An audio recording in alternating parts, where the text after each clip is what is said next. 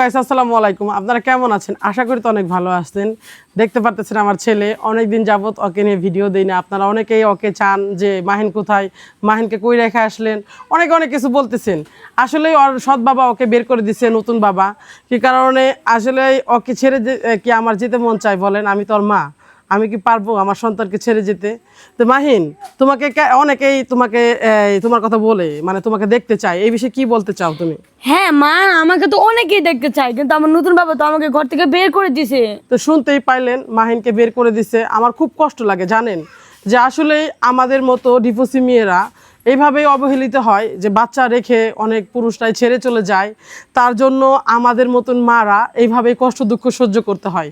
আমি বিয়ে করছিলাম যে আমার দুইটা সন্তানকে নিয়ে আমি ভালো থাকবো, কিন্তু আমাকে আর ভালো থাকা হইলো না। এই যে মাহিমা আর হলো মাহিনকে আমাকে রেখে যেতে হয়েছে তার নানির বাসায়। তো আমি অনেক দিন পরে আসলাম মাহিনকে দেখতে। তা মাহিন, তো তোমার মাকে অনেক দিন পর দেখতে তোমার কেমন লাগতেছে? আলহামদুলিল্লাহ মা, আমি এতদিন পর তোমার কাছে আমি আসছি, আমার যে কতটা ভালো লাগতেছে এটা আমি বলে বুঝতে পারবো না। যাই হোক, আসলে মাহিনের মুখে কোরআন তেলাওয়াত তো শুনতেই হয়, কারণ অবশ্যই অনেকে আপনারা কম বেশ ভালোবাসেন। তো মাহিনের মুখ থেকে একটা কোরআন তেলাওয়াত শুনবো ইনশাল্লাহ। তো মাহিন, একটা কোরআন তেলাওয়াত বলো। আউযু বিল্লাহি মিনাশ শাইতানির রাজিম। বিসমিল্লাহির রহমানির রহিম।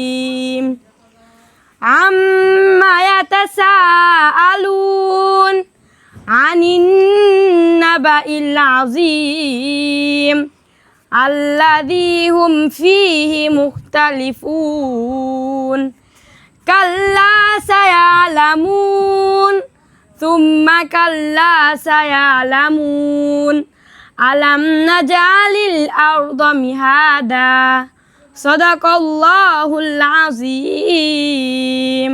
মাশাআল্লাহ, শুনতেই ভালো লাগে তাই না? আসলে আমারও শুনতে ভালো লাগে, কিন্তু আপনারা কেন উল্টাপাল্টা কথা বলেন? আজকে আপনাদের অনেক কথার জন্য আমার স্বামী ওকে ছেড়ে দিছে।